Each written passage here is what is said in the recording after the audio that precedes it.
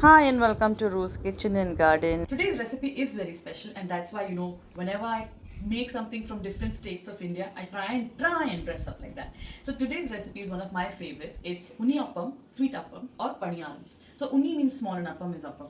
So there's a backstory to it. As you all know, I have my best friend and me. We've been together since we were both 5.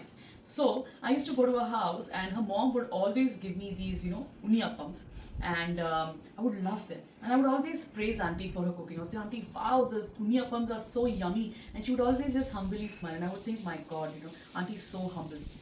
But one day my friend could take it no more, and Justina told me, hey, listen, my mom doesn't make those, but she doesn't tell you. She buys them. And I was like, what? She's like, yeah, she buys them. Anyways, I love these unniyappams, and I don't know why. A sense of nostalgia or something. I don't know what's happening as we age. All the memories keep coming back to us. So I thought of making these unniyappams and making Anay try these unniyappams or Samir try these unniyappams, and hoping to see how they react to it. So I've made this recipe showing all of you how to make unniyappams. I've tried to keep it as authentic as possible. I hope you all also make it and let me know how yours turned out. So go see the unniyappam recipe. Thank you. So this is 1 cup rice soaked. You can use Sona Masuri. I am using a normal Thai short grain rice, any short grain rice, but it should not be processed, like it should not be parboiled or something. So raw rice they say it. So this is 1 cup. Wash it 3 to 4 times till the water runs clear and soak it like around 3.5 to 4 hours, like with little water. Okay, and then we'll drain the water and then we will grind it. Like taken half of the rice and I'm going to grind the rice now. So you see we've ground this rice. This is should be like this, like fine particles, like firni, how we make. Okay, and now I'm going to add 3/4 cup jaggery to this. So we'll add this 3/4 cup jaggery powder. If you're adding whole jaggery, then you have to melt it first in water. So if you're using 3/4 cup jaggery whole, then you have to take half cup water to melt it, okay, on the gas flame.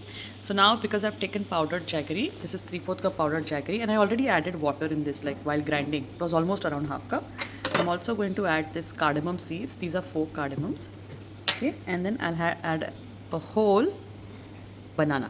You either add the small bananas, 6 to 7 of them, or this one whole big banana. I think I will need 1.5 of this banana, so I'll take more. But let's grind it all together. So here we are, 1.5 almost banana. Make sure it's sweet, like it's a little old banana, okay? Because the sugars in the banana will help this ferment. So now let's grind it. So see this now. This is how the consistency is. Okay, and I've put, again, let me tell you what all I've put. So this had 1 cup rice, 3/4 cup jaggery powder, half cup water, 1.5 whole banana, 4 cardamom pods. Now we'll add little salt in it. For the sweetness to come out, you will have to add little salt. So just little salt. Now also the other thing is, if you want to make it instantly, then you can add baking soda here. Like I was saying, if you want to make it instantly, then you have to add baking soda, a pinch, and then ferment it for half an hour or keep it for half an hour and then go ahead with the procedure. But I'm going to nicely ferment this. So this is warm from the mixie, and I am going to leave this for 7 to 8 hours or overnight. If it's overnight, it's even better. So we're going to make this for breakfast tomorrow. So I'm going to keep it overnight. But before that, I want to show you. Yeah. So here in a pan, I've taken 2 teaspoons of ghee. Okay, and you can even take coconut oil if you want. That also tastes nice. But I've taken ghee, and I will take 3 tablespoons or 3 tablespoons of grated coconut. Actually, you're supposed to take traditionally chopped fresh coconut, but I personally don't like the taste of chopped coconut in my mouth. That's why I'm going to take 3 tablespoons of grated coconut in 2 teaspoons of ghee, and I'm going to fry this nicely till it's brown. Okay, and I will also need ginger powder, like half a teaspoon of ginger powder for the traditional taste. Keep stirring the coconut constantly. It shouldn't burn, but it should turn brown. Okay? See, this is the color we're looking at, nicely fried onion. And now we'll transfer it into this batter.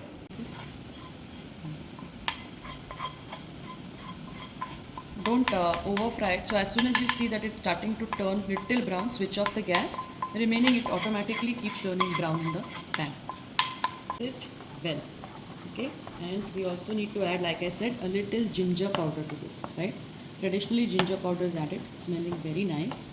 So just half teaspoon of ginger powder, not too much, because I'm thinking traditionally, because it's so heavy to digest, maybe that's why they add this ginger powder. Now we'll cling wrap this and we'll put it in the fridge right away, because I'm going to put it overnight, right? So half an hour I will leave it out to ferment, and half an hour, 1 hour, whatever. But it's very hot here today, so to be on the safer side, I would put it in the fridge. But if your weather is cool, you can just leave it outside in the covered area and let it ferment, say 7 to 8 hours or overnight, up to you. Morning puja is done, and Ani will come down now for breakfast. So we're also making dhoklas and unniyappams.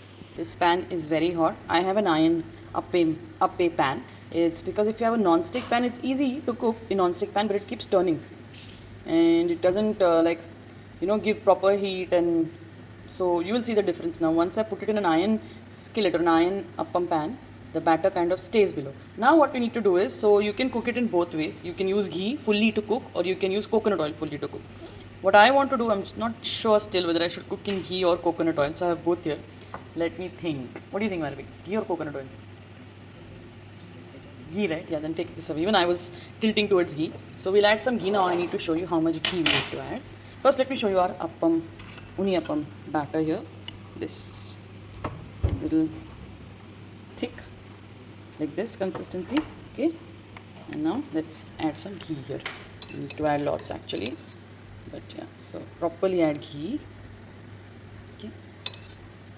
Wait, let me bring it closer. It will spill more. Yes, this much ghee you need to add. Don't add too much, because in the batter will overflow out. Even the batter you have to add judiciously inside. So if you see 2 teaspoons of ghee in every appam mold. Let me finish this.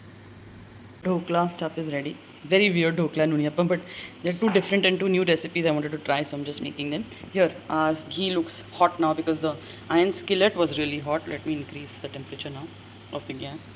Make it high flame. Okay, now let's start putting. I'll hand over the camera to Maravik. Just little bit, not too much in one, otherwise it's going to come out. So like 1 scoop. I've got some banana pieces in it. It's okay. It's only going to become softer. Just one scoop. Okay, so this is loosened up. Tilt it. Keep a toothpick and a knife in your hand, so it's easy to tilt, and you don't burn yourself with hot ghee. Yeah. Okay. Similarly, everything, whatever's coming off loose, just tilt. When you get this nice dark golden brown color on both sides, that's when you take it out from the pan. This is it. It makes 27. 2 small, so maybe 25. 2 of them were small, so 25 in that measurement that I gave you of 1 cup rice. How is it?